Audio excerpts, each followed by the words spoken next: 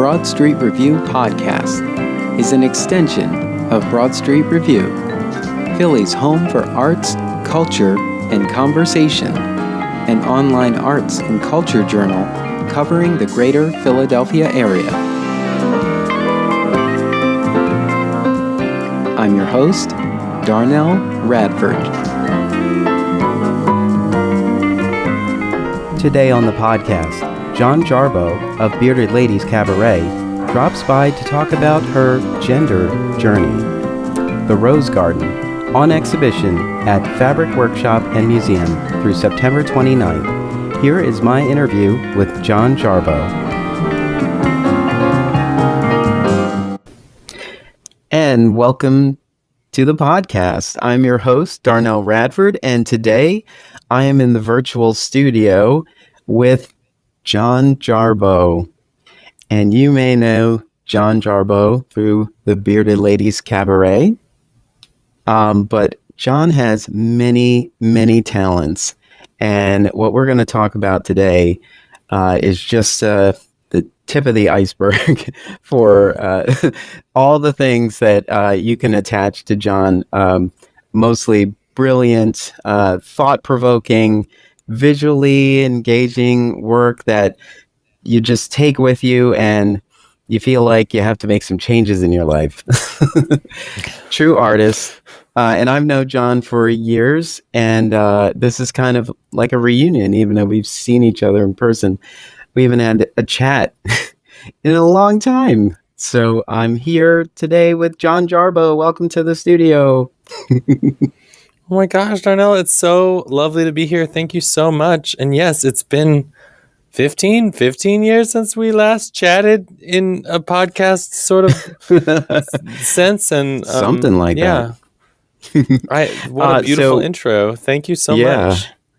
So we were talking off the air about, when we first met. So early on, when I started Represented Theater Company, I was making connections with theater artists and particularly arts leaders, just trying to make sure I was part of the conversation. And one of the artistic leaders I met was Rich Rubin of Quince Productions. And Quince had an interesting vision for some interesting pieces of theater, like things you wouldn't think of to like bring to the stage were like, oh, wow. And the conversation around it was very interesting. And so John and I were part of a production called Passing By.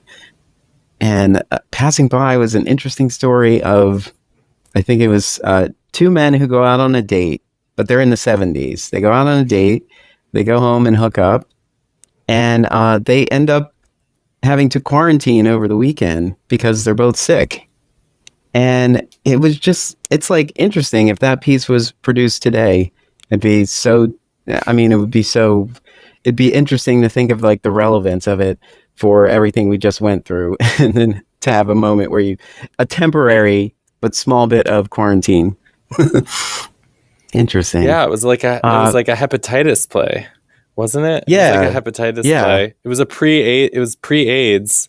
And so it was also weird in that sense, that play, because watching it with the lens of the AIDS epidemic is so it's kind of haunting in a way. But you're right, watching it with the lens of the COVID pandemic is also interesting. Yeah, wow, I feel like pieces like deeper. that when I feel like pieces like that when you think about. There's a point in time where maybe it's been overdone, or maybe this isn't a good production that you've seen, and you might say, okay, this never needs to be produced again. But it's so interesting how these stories come around again. And you're like, wait a minute, 30 years ago, they were having the same conversation. It was just slightly different context, but they were having the same conversation. And you can keep going back and seeing how, like, we've never figured out how to talk to people. Shakespeare's characters are always trying to pull the wool over someone's eyes. Yeah, totally. Like, I'm going to play a trick on him to see if he really loves me. Just ask him. You're like, is this Shakespeare or is this Grinder? It's a Shakespeare Grinder right now. It's all do you relevant. like me? Unlock if you do. Totally. Absolutely. Oh, Lord. Okay, so John, we're on the Broad Street Review podcast, and I'm sure that everyone listening already knows who you are and loves you and celebrates you. But for those who are like, "What, John? Who do what?" Tell our listeners who may not know everything about you about John. Well, I'm John Jarboe. I use she/her pronouns. Sometimes I go by the drag name Jarboe, which sounds exactly like my name sounds. It's just spelled with a pretentious French spelling, Beaux, Jarboe. And I run the Bearded Ladies Cabaret, which is a queer company of misfits that often sit on your lap and tell you a story. We make caba plays, so we tell stories using cabaret. So we do it in strange spaces with music. We have a truck that drives around the city called the Beardmobile that does performances. We also we make cabaret spaces. So we'll like go into what was going to be a grocery store or an old switchgear factory, and we'll convert the space, and we'll do a lot of cute dates between artists and audiences. From many different genres of performance, from cabaret, opera, drag, dance, burlesque. We do all of it. So it started as a little company in my living room around 14 years ago, and it's grown into a beautiful constellation of artists that are mostly queer artists or artists that are interested in queering performance. It's a kind of stunning community, and I feel really blessed to be part of it. It's amazing how many creative ideas come from just a chat in the living room.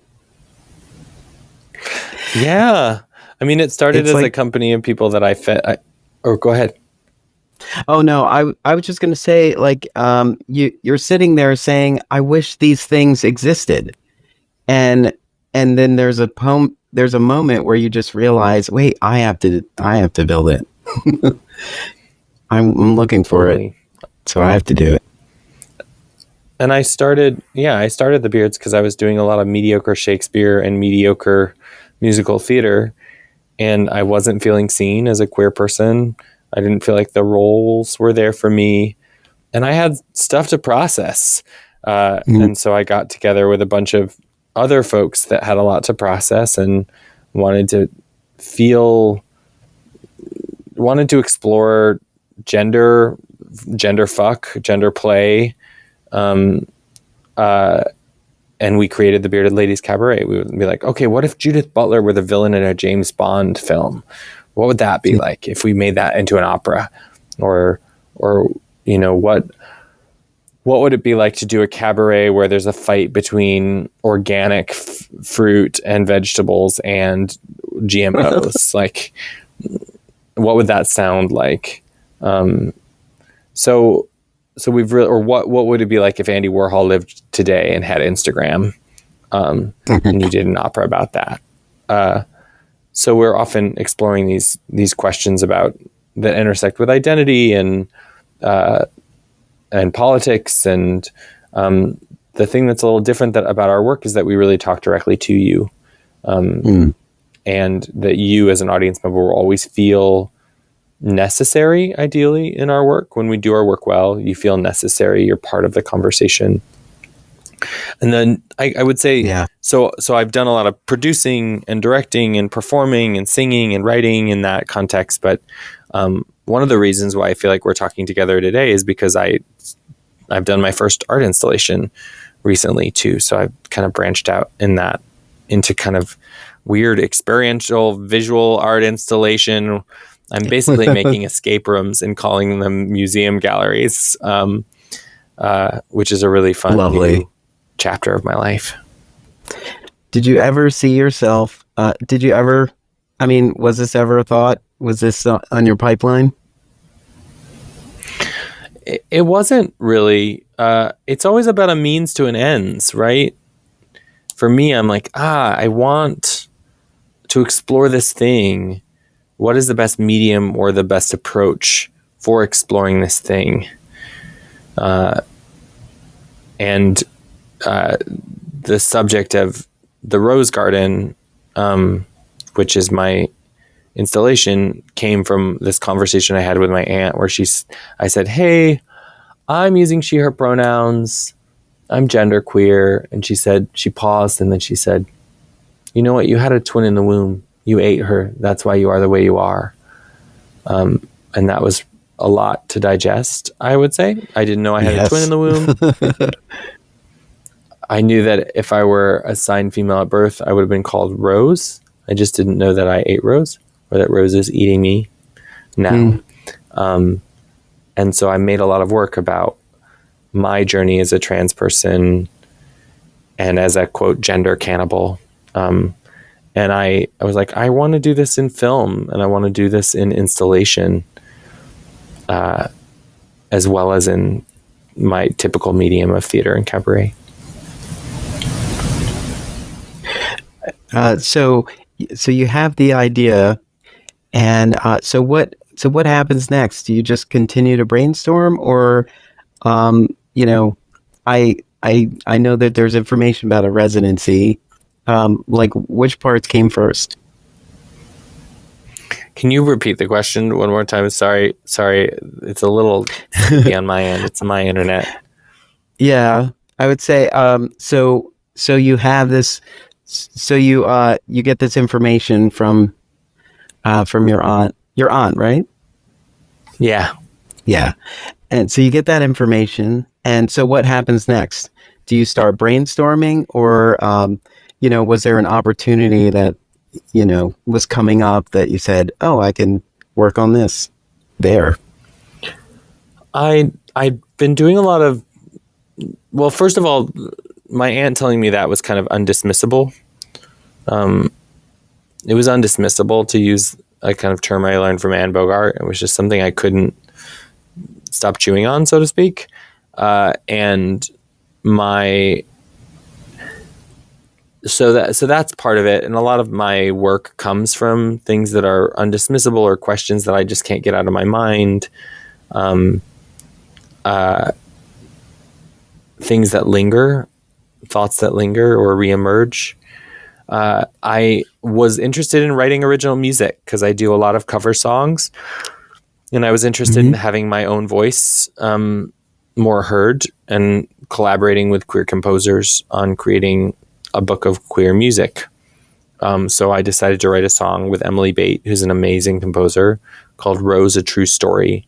And it's funny, the structure of the song is like, it starts with a bunch of cannibalism jokes. I've always been a healthy eater, so healthy I ate you, it's a bunch of like silly jokes, but then the second verse, I wrote the first verse, I waited a few months, and I wrote the second verse, which is, sometimes I'm passing by a mirror and I wonder who ate who. I see your long, thin nose, your hazel eyes coming through my own bones.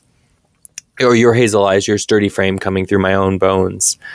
And then that became a little deeper, and it was starting to resonate with my gender journey.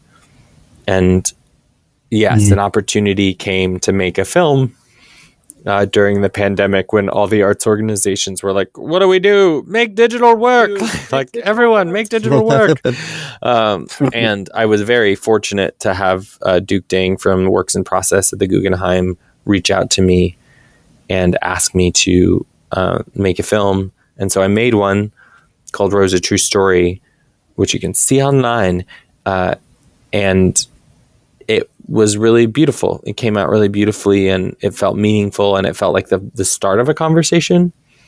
And so from there, I talked to Works in Process at the Guggenheim, and they commissioned another series of films and songs about Rose. And I intended them to be an art installation of music videos and art films. And I was being very liberal with myself about how I created it, because I wanted the freedom to explore my gender from punk, from Joni Mitchell, from 80s pop ballad. So that's kind of, I treated it like an experiment not quite knowing the destination, but thinking, oh, this will be a bit of an installation. And now it's ended up being an installation and a live performance. And it's just, my gender is very multi-genre.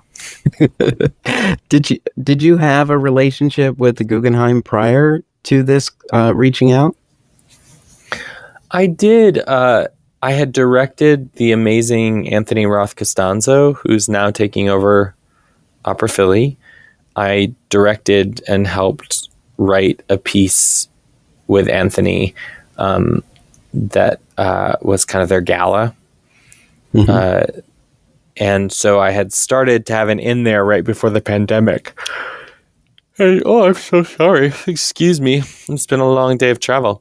I'll just say that again so we can strike that on the recording. I'm going to leave it in. You're going to leave it in? Amazing.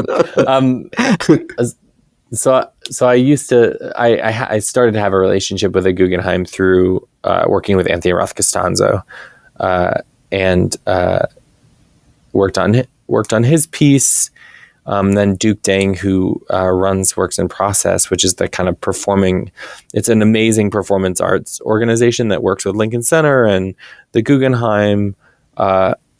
Duke is voracious and has an incredible appetite for performance, and was one of the few executive directors and leaders of organizations that was really resourcing artists during the pandemic.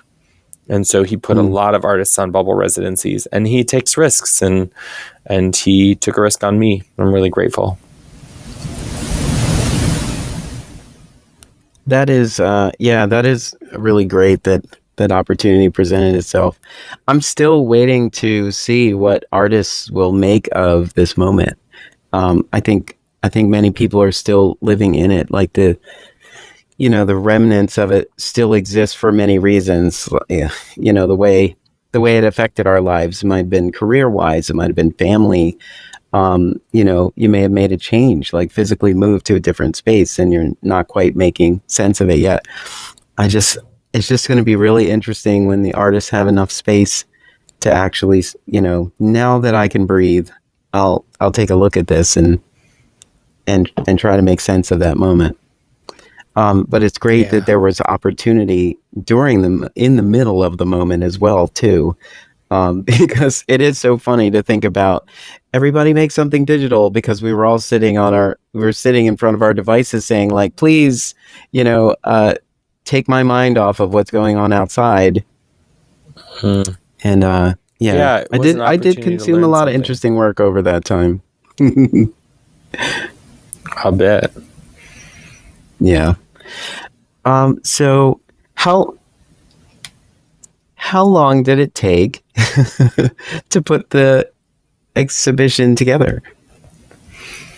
Yeah, I mean, it's taken like 4 or 5 residencies at various places that I scrounged to get. A lot of like going away from Philly, installing it in a barn, installing it in an old convent, making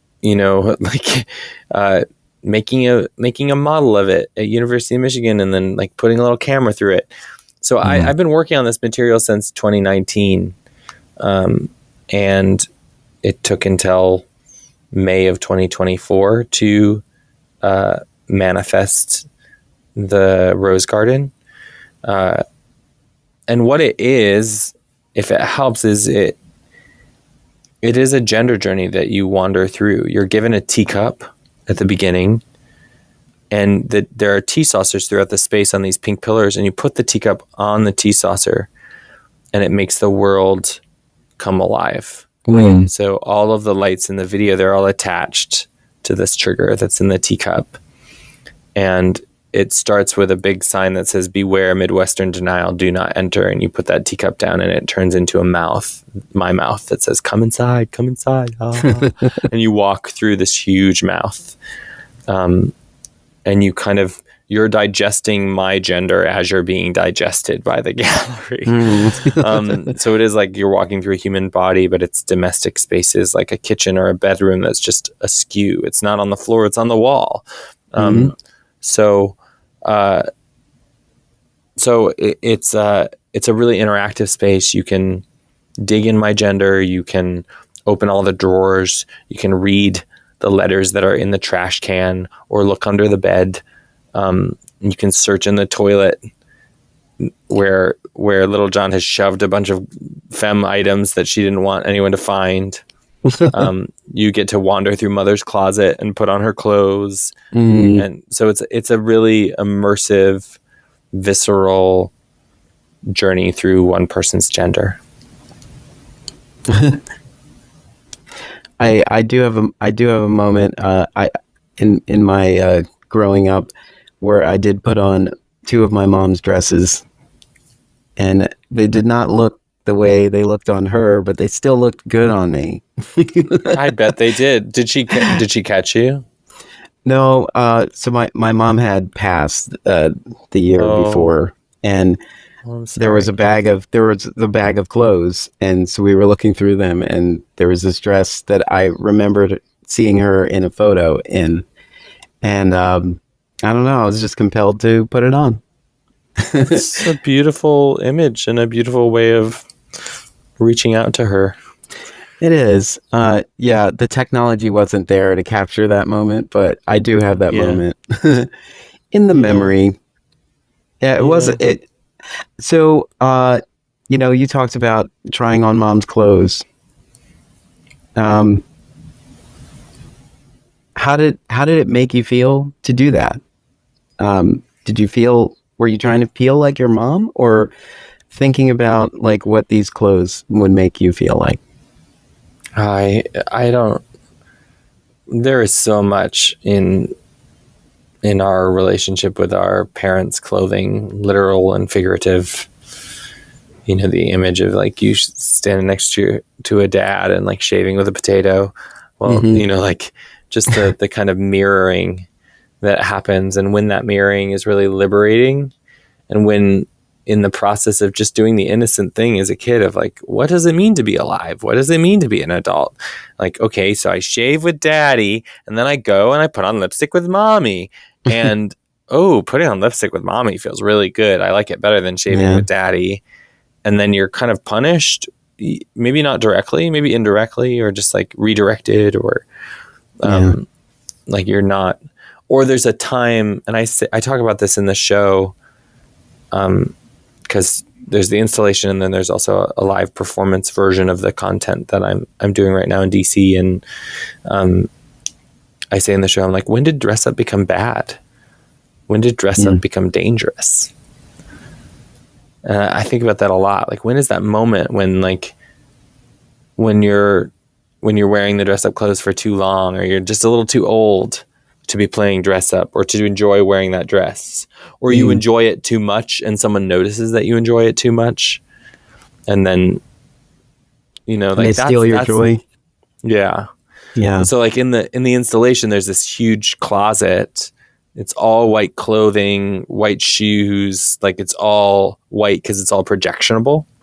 And you can come in, you can put on some items of mother's, you can search in her drawers and see things. And then you put the teacup and her vanity, which is sitting in the middle of her closet. The lights start to dim and film starts appearing on the vanity of little John going through those same drawers, putting on things, and then the whole space, I don't want to give it away too much, but the whole space kind of explodes with projection, and it's really cool. But it's about that moment of ecstasy and euphoria of being like, I am mother, I am my full femme self, and then how quickly that becomes a moment of shame and terror, at least for this Catholic child, when you're like, oh, she's coming, oh crap, shove it all in, shove the lipstick back in the thing. You're not turning it, you're just like smashing it in the thing. So that it's exploring that feeling. I bet you a lot of people can relate to that in many ways. Our parents were the ones we could look to. And so I'm sure we've all had a moment where it was like, I wonder what it's like to be dad going to work every day and like wearing the clothes he wears. Yeah. And why he comes home. If he's a dad who comes home just exhausted and tired, like, what does that job do to him? He comes home and he has nothing for any of us. Yeah. A lot of moments. So you're in these spaces right now. Is there any chance that these pieces will come to Philadelphia?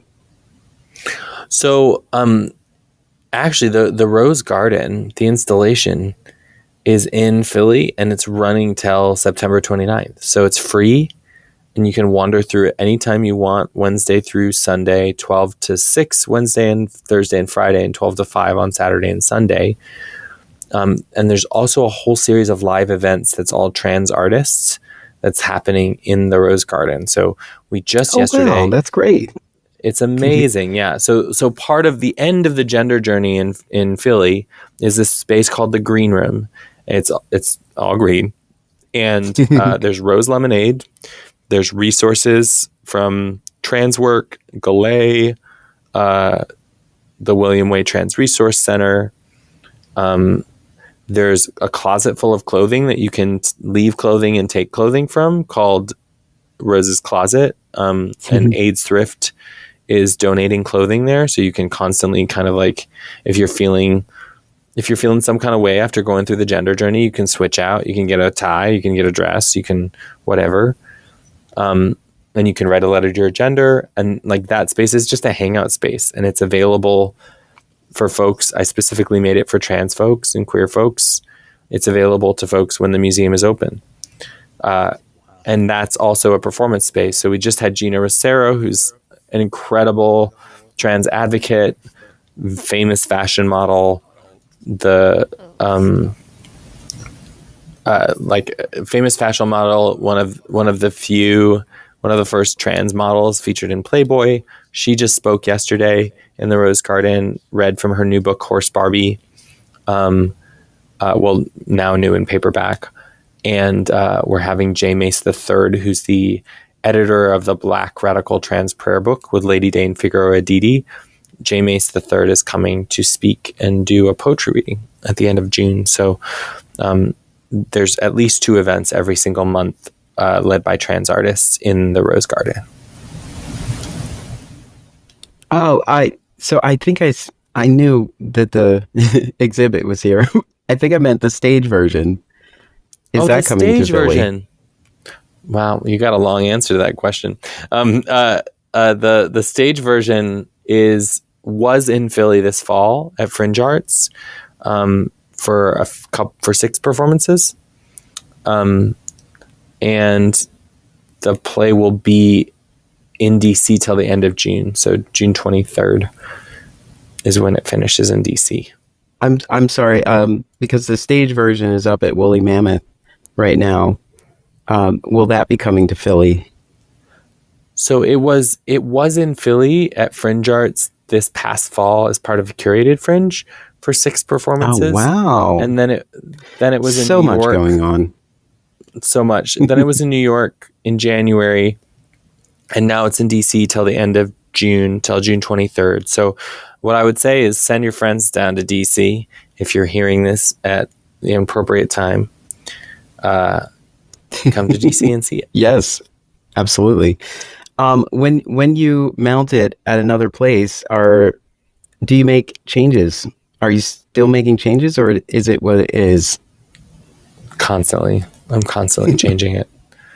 Maybe that's because I never fully memorize my lines. I'm always on the edge of, I was just teaching a class to a bunch of like brilliant artists at Woolly Mammoth and talking to them about how sometimes I half memorize my lines because I want to leave space for the audience or for better lines to come in that are inspired by the moment. But yeah, I'm constantly changing what I'm saying and exploring and experimenting. I want it to feel really alive. I think that's what's great about cabaret.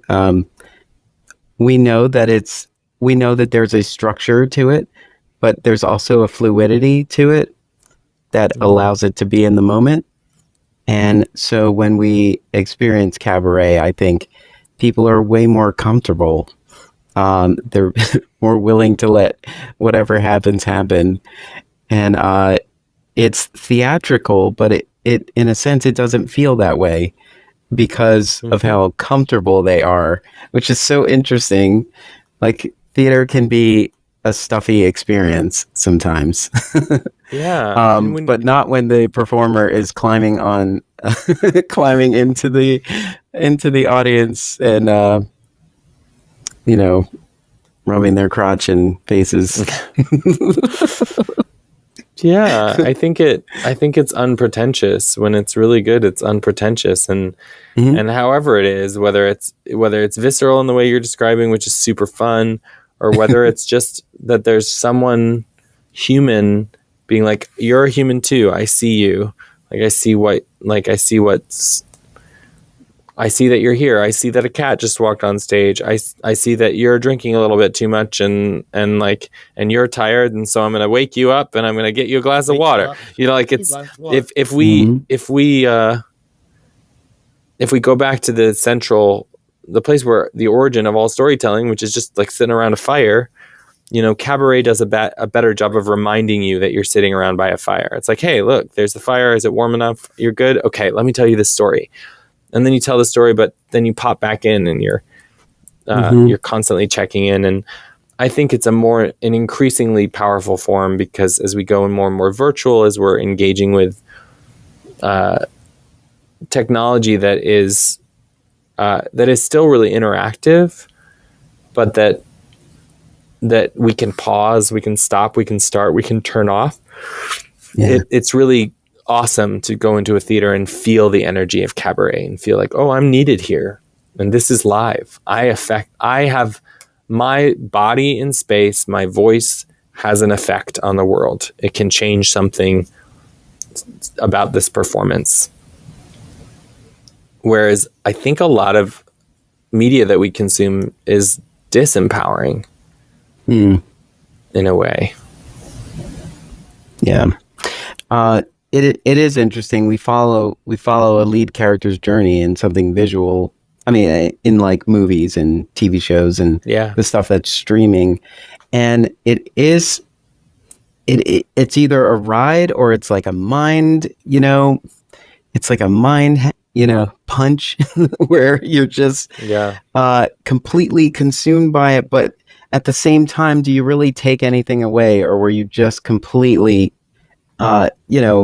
completely consumed by the story that you're in? There's so much content that you're just like, am I just devouring this because everybody else is eating? This is like a buffet.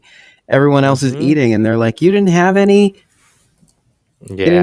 of that series yet? Like, you gotta get on it. Put it on your queue.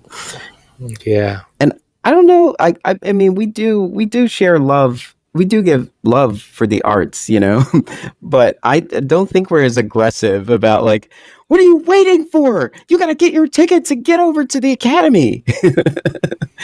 It's rare.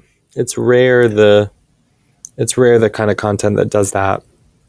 Like Oh Mary on Broadway right now. I'm feeling that kind of energy around Oh Mary. They're like, you must see Cola Skull and those bouncy curls. And I'm hoping to get some of that energy down here in DC. So if you know any peeps, but yes. Yeah, I think the reason is that it asks more of us to show up in a live space. It asks more of us, and we're tired. We're tired. There's a lot of trauma in the air, and we're not always sure if we want to be asked to do work. Yeah. How has the reception been at Woolly Mammoth so far? It's amazing. The young queers are coming out. Great. I think in general, theater is having a really hard time in Philly and in DC selling tickets. So they're like lower seat counts than I would dream of. But the right people are finding it, I think. I feel like I'm getting a lot of trans folks. I'm getting a lot of queerdos and young folks and older queer folks. It's just, I made it for queer people and for people who are the guardians of queer people. And so I feel like I'm having a really good conversation here, and it's really, really fun. That's great. Do you have opportunities to have talk-back discussions? Yeah, I think we have one on Friday. And tomorrow we're doing a lemonade, a like post-show rose flavored lemonade, which will be delicious. Fun. So people can come check that out. There's a drag brunch on the 15th before the show. There's a lot of stuff going on. Yeah. There were a couple of questions I was going to ask in general because, as you touched on, the arts community is really feeling it right now. We lost a college last week. We lost a university last week. And so many of our artists are connected to the university. And so I'm wondering, because your work is so moving and people cannot help but be completely consumed by what they just experienced when they walk out of a theater, when they walk out of the space that your productions are in, if they have the opportunity to talk to you, like what would you say to artists who are just like, oh my God, like I'm trying to tell my story and I love what you've done here.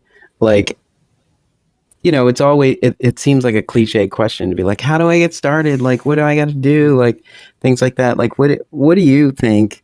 How do you plan to respond to people who are moved by your work and want to be inspired in the same way? Well, especially with Rose, because Rose has a lot of Rose's my gender is expansive and has projections and lights, and it's rich and designed to be quite abundant. And so one of the things I would say is like, you don't need to tell it the way I'm telling it. You don't need to tell your story the way I'm telling my story. And I would say I just was in a class with young makers that were asking this very question. And I said, let's make a list. Just put 2 minutes on the clock and make a list of 20 people or spaces or resources that you have. Let's write down what you already have to work with. Because oftentimes we're thinking more about what we don't have than what we actually have on hand. Yeah. And so I would encourage people to be like, start there. You don't need to wait till you get a grant or till you like get X, Y, and Z fellowship or residency to make something. I was writing Rose before I had the opportunity. I was halfway through the song, and then I got this video commission. I was like, oh, I guess I'll finish that song now. I was working on it anyway, and I'll use this opportunity will serve my journey versus I will serve this opportunity. I will like bend over to meet this opportunity. Instead, I want to, I think just do your work. Do your work as much as you can. And I will also acknowledge that that's coming from a place of a certain amount of privilege. And because when you're working 5 jobs, it's hard to do your work. Sometimes when I'm having a really hard time, I think about Toni Morrison and how like when she's raising kids and she would get up at 4 a.m. in the morning and write for a few hours before her kids would get out of bed. So that like, and I always think about like, if I'm ever complaining, I just need to think about this human that had something so important to say that she carved out the time to say it. And that doesn't need to be everyone's route. But. Yeah. I know a lot of writers do that too. It's like, I need the peace and quiet, but there's a part of me that, romanticizes this and feels like I need to go off into a cabin for 2 weeks by myself. But really, you just need a moment of solitude. When you actually put 1 hour on the timer, that's the longest hour because you know that there's a clock ticking, and it's really about you making the most of this moment. And that's why I feel like that time lasts longer. But once you get the hang of that and you realize I actually do have the time. I know I used to put blocks of time on my calendar that said just right. And so at least I would sit I would sit and be in the mindset of writing. And so whether I looked at one of my notes and just added to it or something, I was at least still flexing that muscle so that Yeah. it feels less like a chore and just more like the way, you know? Ursula Rucker talks about that too, because she, you know, like she was it. I can't remember what poet she was talking about, but she was one of her teachers. She was complaining. She was like, she tells me to write every single day, and I don't want to do it. But Ursula talks about like writing and the practice of haiku writing and like writing a haiku every single day, and how meaningful that is. Yeah, I think you're totally right. You really have to make the time. You really have to carve out the time. And find that sacred time where you can be in communion with yourself and honor what you have to offer the world. And I don't do that very well a lot, to be honest. Like I do it sometimes, and I've been fortunate to have some opportunities where I was like, okay, I'm really going to take the time. I think I've done it with the content of Rose, but I have so much more to say. And I'm always in dialogue with myself about like, okay, do I watch that extra episode? Do I just like turn off my brain, or am I more present with myself now?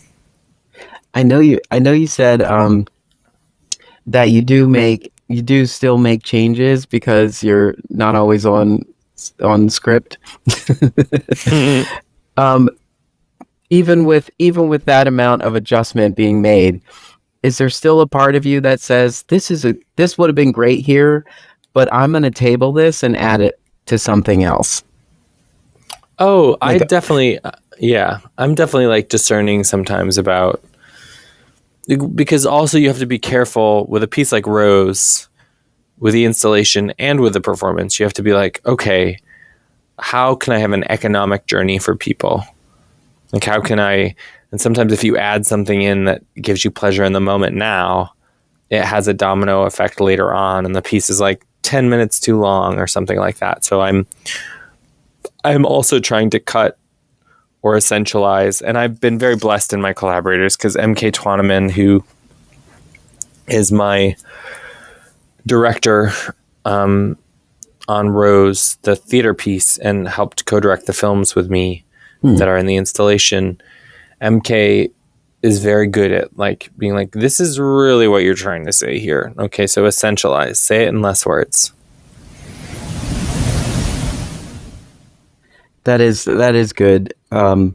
It is fun to go back and realize how many thes, and there's a whole lot of like smaller words that you tend to use a lot because they're just part of your cadence. And then you go in and you're like, yeah, I think I use that anytime. Totally. Or I think I'm saying this idea 3 different ways. What if I just said it one way? Yeah, absolutely. I was, because so you said you were doing a lot of traveling. So tell me what a day looks like for you. Oh, every day is different. I mean, I run the Bearded Ladies Cabaret with an amazing team.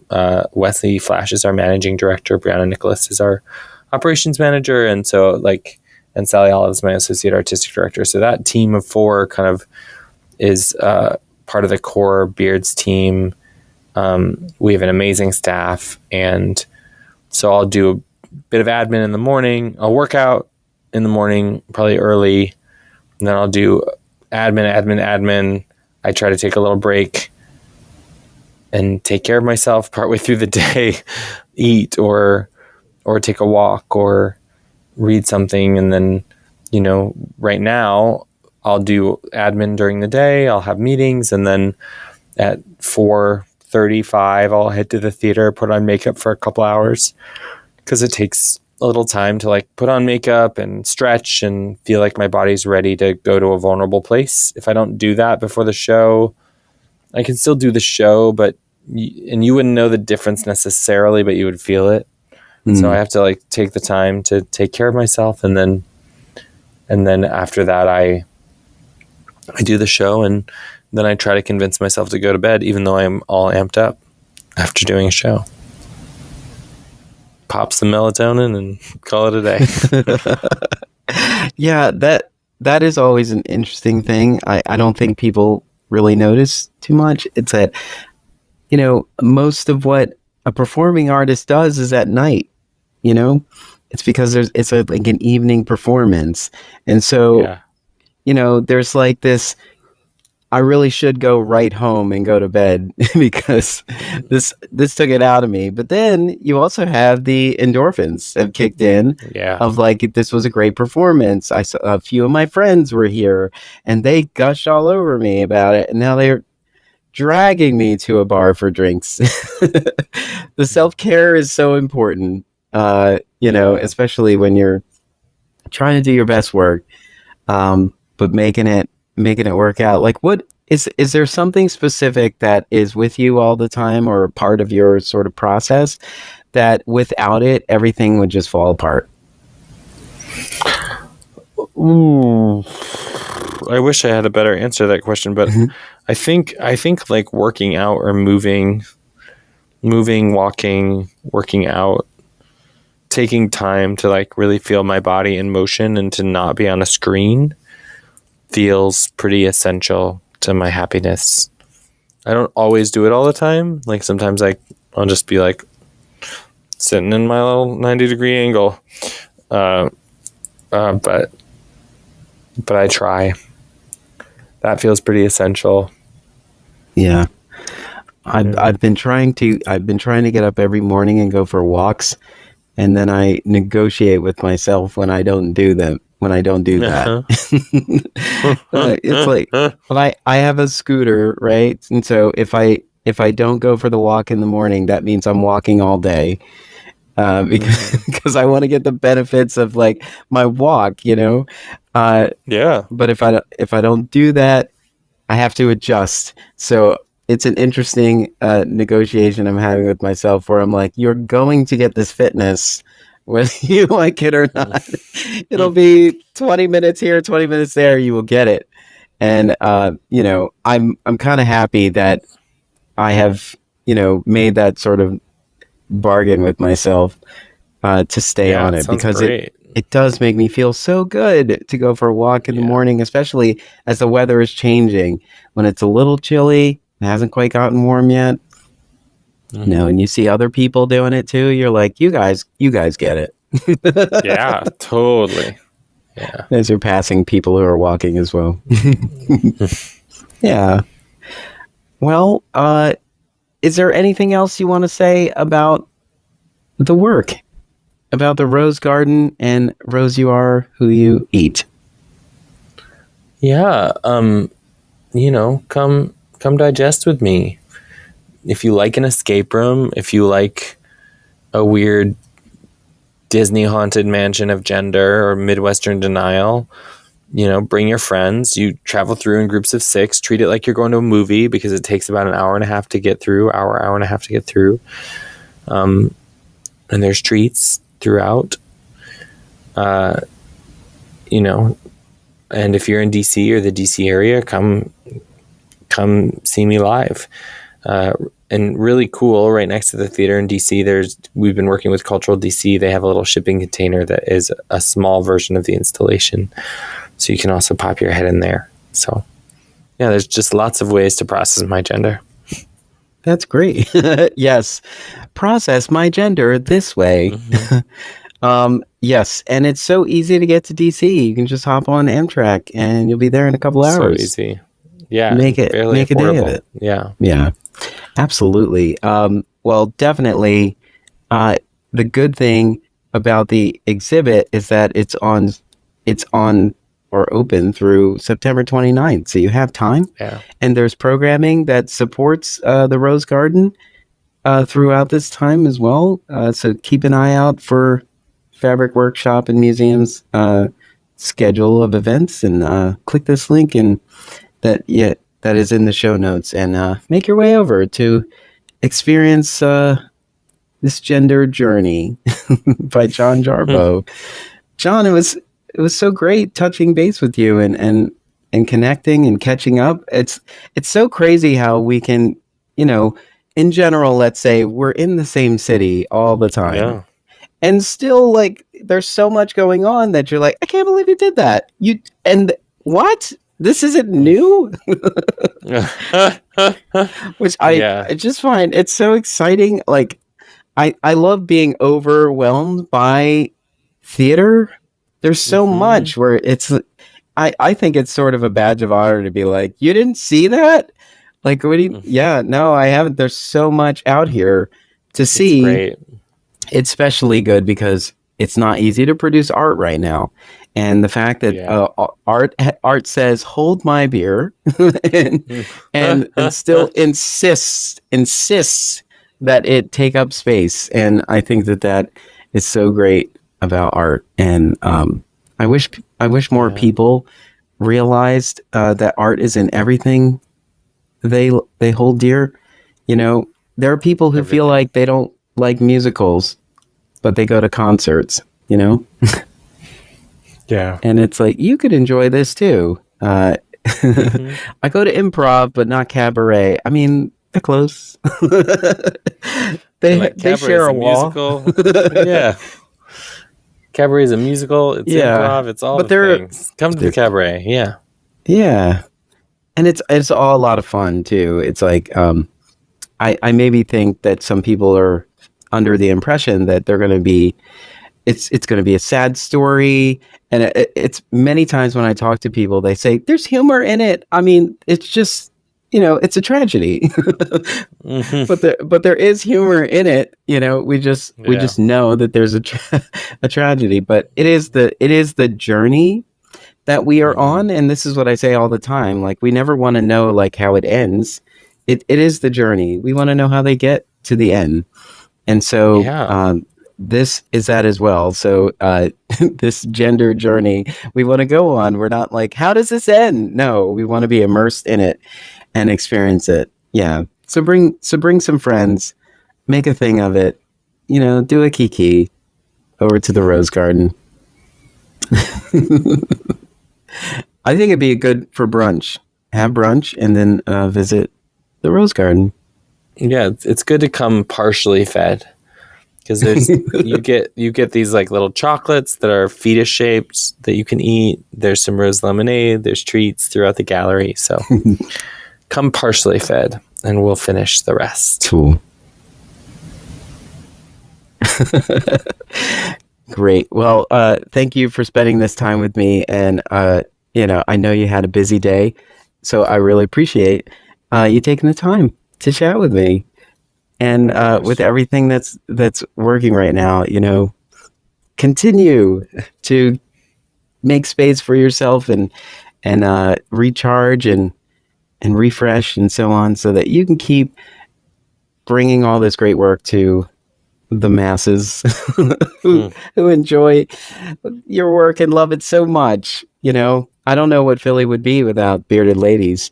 Well, that's really sweet. That's super, super sweet. It would definitely be less queer. Yes. Yes. It would be straighter, which would be sad. But the great thing about Philly is that there are so many amazing queer artists, and the Beards are just one little piece of that constellation. But it means a lot that you said that, and it means a lot to talk to you, because we were talking years and years ago about queer art, and here we are. Everything we wanted to do. Yeah, I'm so it's so amazing to see how far you've come. Like, I always knew you were going to be something. It's just great. I think it's just great to be here as long as we've been here and watch people continue to grow into themselves and share with the world in such a way that we are forever changed. And I just think I'm just, it's just so cool that we all get to be a part of it. And I think that's why I don't understand, if you don't have a friend who is an artist, you have to get one. Artists are so inspiring. They make you think the thing you're making such a big deal out of, like, can be so easily kind of realized by an artist and make you think differently about it. Like, oh my God, I never thought about that. And everyone has access to art. Everyone. Absolutely. Yeah, it's all. Yeah.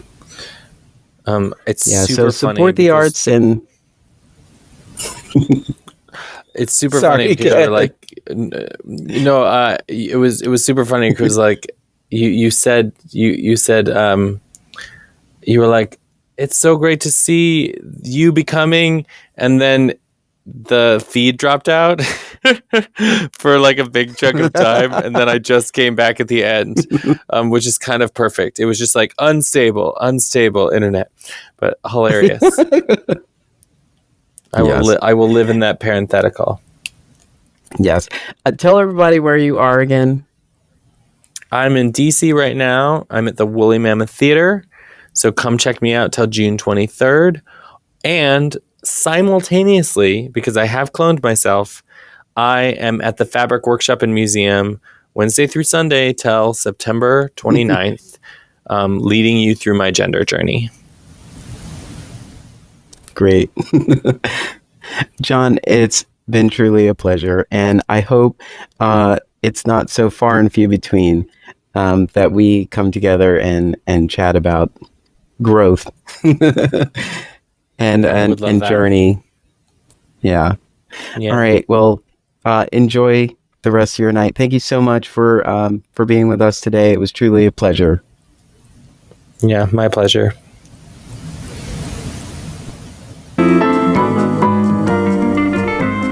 Thank you to our guests, John Jarboe, for joining us on today's podcast. The Broad Street Review podcast is an Emory production. If you would like to be a guest on the podcast, visit us online at em3ry.com. Get involved with Broad Street Review. Head on over to our website at www.broadstreetreview.com and click Get Involved at the top. While you're there, help keep us running and click Donate to find out how. There you can also find our social media links. Thank you for your part in keeping the conversation going.